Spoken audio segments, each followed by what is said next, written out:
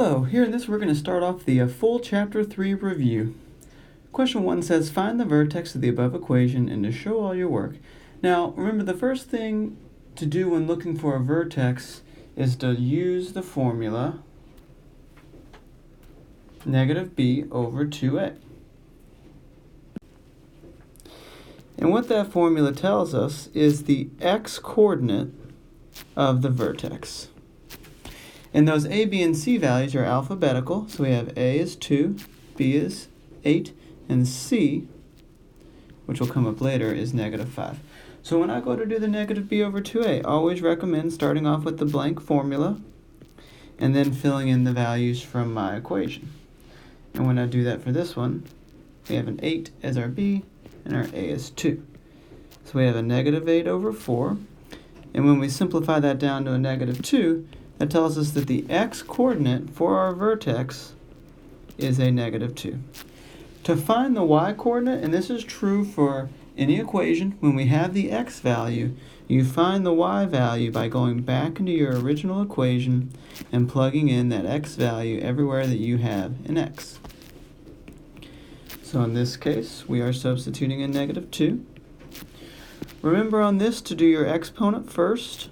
So this is 2 times 4, and then here's a minus 16, minus 5. And so when we simplify this further, we get 8 minus 16, which is negative 8. Negative 8 minus 5 gives us a y-coordinate of negative 13.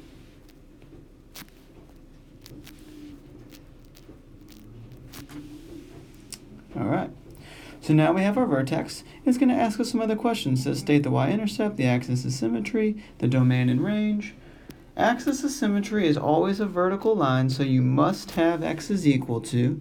All right, that's a must. And then it's always the same as the x-coordinate of your vertex, because the axis of symmetry is the vertical line that passes through your vertex. The y-intercept is always 0, c. And from our equation, we can see that our c value is negative 5. The domain for any generic quadratic will always be all real numbers, because the quadratic branches to the left and to the right forever. For the range, what we want to do is we're going to compare the y value, because range deals with all y values, and we're going to use the y coordinate from our vertex, but we need to figure out if our quadratic is opening up or down. And we do that by looking at the a value. Notice that our a value is positive. We have a positive 2. So what that means for our quadratic is that with an a value being positive, it opens up.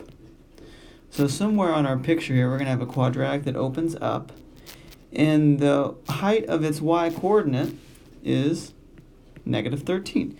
So if you're going to describe all the y-coordinates to someone based upon this picture, the y values are always bigger than or equal to negative 13. I can go all the way down to negative 13 or anything higher, right? All of these values are greater than negative 13. So it says to graph the following with using at least 5 points, all right? And we do that by making a table. And when we make a table, make sure you put the vertex in the center. And that's going to allow us to generate symmetry. So I'm going to come up here and make a table. And I'm going to put that vertex of negative 2, negative 13 right there in the middle. Now, when I count down, and I'm going to count down by 1s, and I'm going to count up by 1s. With the vertex being in the middle, we now get symmetry between these 2 points and these 2 points. Now, if you are very astute at math, you might recognize this point right here, 0, comma. We already know that point. That's the y-intercept. So what that means for us is that we already know that value is 0, negative 5. So by symmetry, this one is also negative 5. And the only thing that leaves us with is either substituting into our equation the negative 3 or the negative 1. I'm going to choose to use the -1 just because it's a easier number to work with. And this is going back into our original equation. We're going to substitute in our x value of -1 to find the y coordinate. So when we do this, and we do exponent first, we get a +1 times 2. We get a subtract 8 and a subtract 5. And when we put all of those together, you would land at a number of -11. So that tells us that our y coordinate here is -11 and -11. So with this, we now have enough information to graph. So I'm going to go ahead and plot my vertex first, which was -2, -13, and then we had -11 on both sides. We had the y-intercept of -5. And notice how all of these are symmetrical through that axis of symmetry, which crosses through that -2. And then now we have 5 points to graph our quadratic.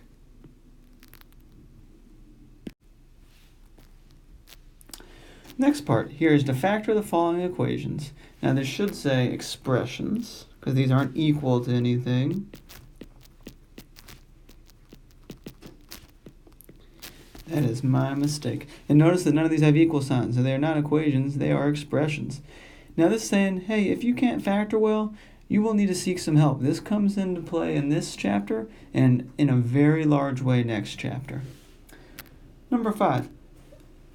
There's a negative out front. Anytime there's a negative out front as our leading coefficient, step 1 is to always factor out a negative from everyone. So notice that everybody changed signs, right? We went from negative to positive, positive to negative, negative to positive.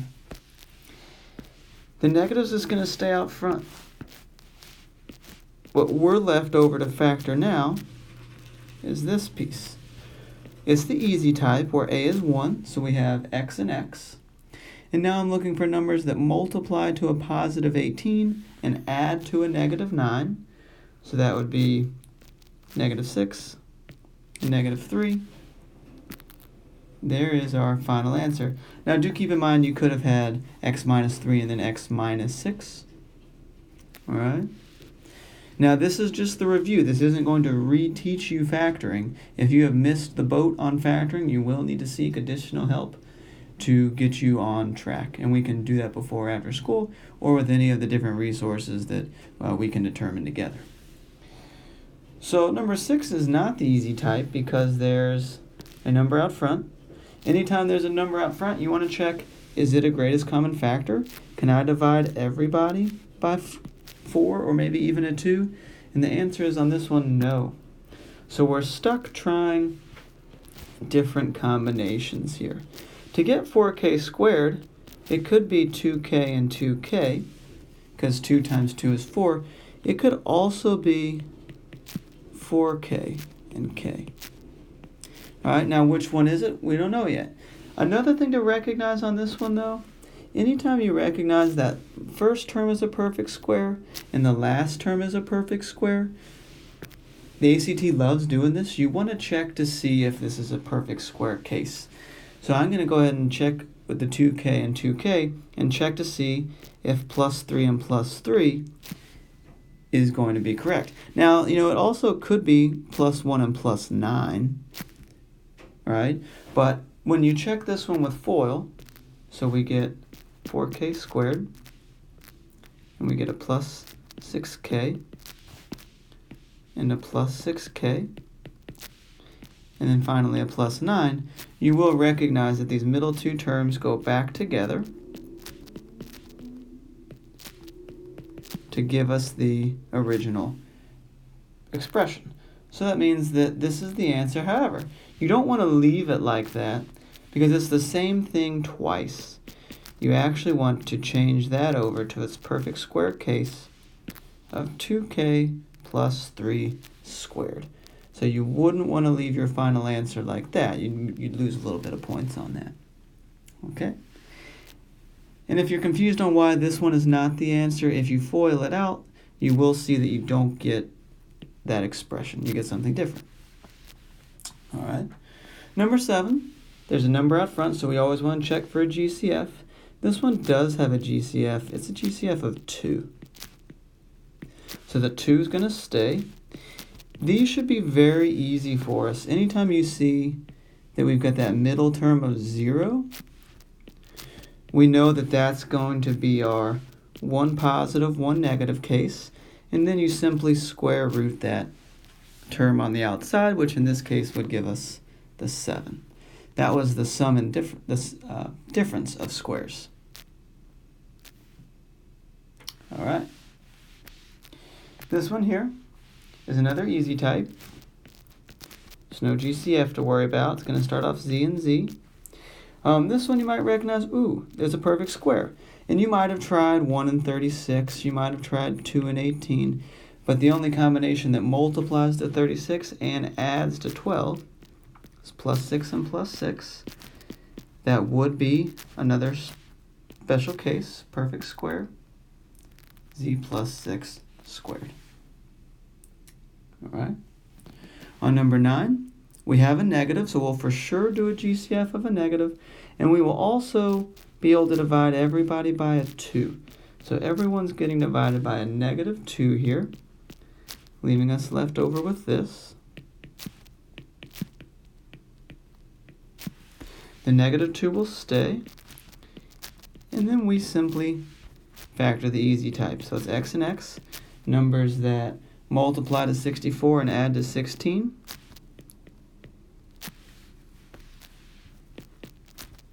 So you might recognize that on this front side, a lot of them were the special types. All right, and those are very common to see on the ACT. This one is not a special type. It's a regular old factoring where a is not 1. There's no GCF. But the only possible start is 3x and x. That's the only way for me to get 3x squared. So what I'm now checking to do is I'm looking for factors of c, which are 1 and 3. And we also want to keep in mind that I'll need 1 positive and 1 negative. Okay, so I need to arrange these in a way so that, when I say rearrange these, I'm talking about this 1 and 3. It's either going to be where a 1 goes here and a 3 goes there, or the other way around, and then also with differing signs. And when you try different combinations and FOIL it out, you'll ultimately come to this conclusion, and you'd get a 3x squared plus 9x, subtract an x, subtract a 3, and when we combine those middle terms, you get back to the original expression, which means that that and only that is the correct factorization. You could put the x plus 3 first, but there's no other combination that would work for that expression. So what I mean by you could have this as your answer as well, which is the same thing, just in a different order, but it's one of those two. So this is the first page of the review, which dealt back with, working with quadratics and vertex and domain and range, all that type stuff. Some factoring where a lot of them were special cases. As you continue on to the review, there will be more opportunities for you to continue to review quadratics and factoring and some of the different solution methods. But this was just to help us get a start here on the first page.